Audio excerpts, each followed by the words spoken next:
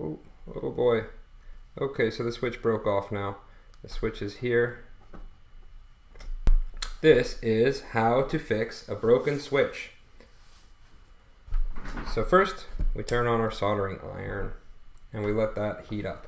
So while that's heating up, let's take a look here.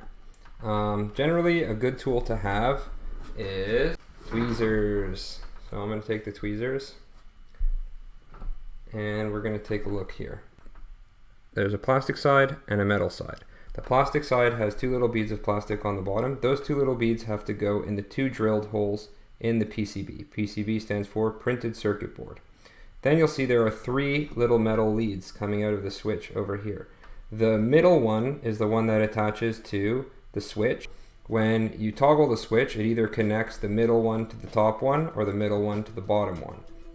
We line up those three with the three leads on the board on the side there.